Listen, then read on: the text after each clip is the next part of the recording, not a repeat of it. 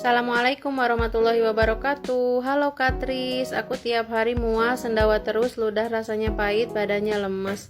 Oke Katris, mual, sendawa terus itu artinya perutnya saat ini sedang penuh dengan gas lambung ya. Jadi banyak gasnya. Pengalaman saya ketika saya sedang ada di posisi itu adalah saya konsumsi air hangat terus menerus ya. Jadi setiap kali minum saya minumnya air hangat. Nah, terus kemudian untuk menghindari rasa mualnya, saya konsumsi buah-buahan segar ya. Jadi biar mengurangi rasa mualnya. Terus ludah rasanya pahit, rajinlah sikat gigi minimal 3 kali sehari ya, Kak. Dan badannya lemes berarti itu artinya kakak kurang makan, kurang nutrisi ya. Jadi diperhatikan lagi pola makannya, terus kemudian pola hidupnya dan juga pola pikirnya terus dikontrol ya. Jangan sampai kita cemas berlebihan, mencemaskan sesuatu hal yang tidak perlu kita cemaskan. Mudah-mudahan segera Allah sembuhkan. Tetap semangat. Takut kalau gak bisa bahagia sama diri sendiri, gimana ke depannya? Takut kalau anxiety gak bisa sembuh. Semua orang yang memiliki penyakit anxiety disorder dan GERD itu pasti pernah ada di titik yang kakak rasakan saat ini. Karena saya juga dulu pernah merasakan lelahnya, capeknya, bingungnya, depresinya, harus ngapain lagi setelah semua solusi-solusi yang diberikan oleh mentor-mentor yang sudah sembuh gitu ya. Tapi kok ketika dijalanin sama diri kita tuh gak kunjung sembuh gitu. Itu bukan berarti kita itu tidak akan sembuh ya. Jangan pesimis ya.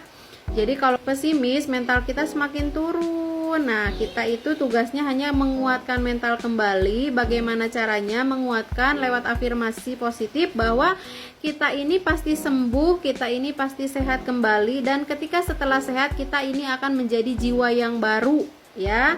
Tidak overthinkingan, tidak mudah cemas gitu ya. Kalaupun misalnya nanti ada kumat, maka kita sudah bisa menyelesaikannya sendiri gitu. Banyak kok, ribuan teman-teman sudah sembuh dan sudah bisa berdamai dengan yang namanya anxiety disorder. Jangan takut gak bisa bahagia sama diri sendiri. Banyak dipeluk dirinya, banyak diajak ngobrol. Jangan lupa self love. Dengan cara apa? Dengan cara merawat diri, makan makanan kesukaan yang enak-enak, jalan-jalan, seperti itu Kak ya. Gitu. Ujian itu tidak ada yang abadi, semua pasti akan berakhir. Halo Kania, aku tiap hari nangis, gak bisa puasa padahal pengen banget. Aku makin cemas, badan makin turun saking banyaknya ketakutan. Coba pelan-pelan aja. Kalau misalnya gak kuat banget, perih lambungnya berarti jangan. Tapi kalau misalnya kembung, begah, itu gak apa-apa Kak, diajak puasa. Tapi semampunya aja. Misalnya sampai jam 10 lapar, makan. Terus kemudian sampai jam 12 perih, makan gitu ya. Karena justru asam lambung itu akan sembuh dengan berpuasa. Terus kemudian untuk menghadapi rasa takut yang berlebihannya, aku udah pernah bahas di video sebelumnya, tapi gak apa-apa kita bahas lagi ya hari ini. Yang pertama adalah meluangkan waktu ya. Kadang pikiran yang terlalu banyak itu membuat kita tidak bisa berpikir jernih ya.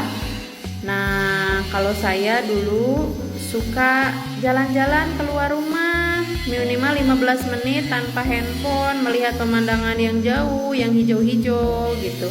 Atau misalnya kalau kakak belum bisa keluar rumah banget, coba kakak bikin teh tanpa memikirkan sesuatu yang lain gitu. Nah, terus kemudian yang kedua, kalau saya sedang mengalami rasa takut itu dilawan ya ketakutannya.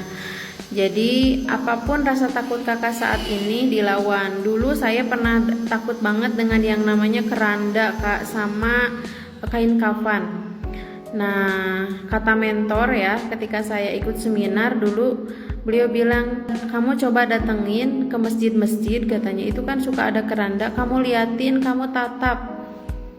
Setelah itu kamu kenapa-napa enggak gitu. Nah, seperti itu Kak. Jadi dilawan, dilihat gitu ya, dijelasin sebenarnya apa sih yang terjadi sama diri aku gitu ya. Nah, terus kemudian kasih hadiah diri kita dengan misalnya makanan kesukaan kita, atau misalnya kalau ada barang yang kita mau kita beli gitu Kak. Mudah-mudahan bisa sedikit meredakan ya rasa takutnya.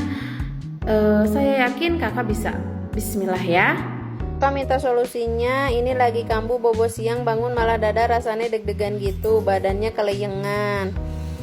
Oke, jadi kalau keleyengan itu ya berarti kakaknya bisa oleh berbagai hal ya. Bisa karena kurang tidur, tidurnya kurang efektif, atau juga kakak kurang makan, kurang nutrisi, atau gula darahnya lagi turun seperti itu ya.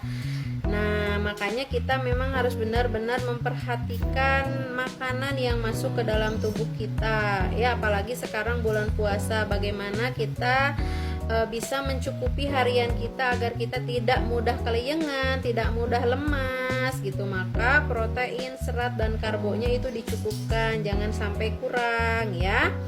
Nah, terus kemudian dada rasanya deg-degan itu biasanya dari faktor pikiran kita yang sedang berat atau sedang memikirkan sesuatu hal yang terus menerus gitu. Nah, mungkin kakak solusi dari saya bisa dengan cara olah napas ya. Tarik napas yang panjang, terus hembuskan pelan-pelan, dan lebih bagusnya lagi napas menggunakan napas perut ya. Nah, terus kemudian kakak jangan berfokus di kedua sensasi itu ya. Lakukan aktivitas kecil, boleh nelpon atau boleh WA atau boleh SMS-an, atau misalnya melakukan hal-hal yang kakak sukai ya, agar kakak tidak konsen ke situ ya. Konsen kita adalah ke perbaikan 3P dengan cara konsisten. Seperti itu Kak ya, semoga membantu. Kak, kalau puasa gini gimana makannya? Aku takut gila, sering cemas mulu Kak. Oke, jadi ketika puasa makannya ya sama seperti biasa. Kita yang mempunyai asam lambung harus mengetahui dulu makanan yang membuat kita kumat, berarti itu jangan dimakan. Kalau misalnya makanan yang aman untuk lambung kita, ya silahkan dimakan, dan tentunya dipilih makanan-makanan yang sehat. Sering saya jelaskan di beberapa video, kalau saya pribadi saya mengutamakan ada karbohidratnya, ada seratnya, dan ada proteinnya agar saya tidak mudah lemas, saya tidak mudah lapar, dan saya juga tidak mudah keleyengan. Karena salah satu sensasi keleyengan itu disebabkan oleh kurangnya nutrisi atau kurangnya makanan sehat yang masuk ke dalam tubuh kita.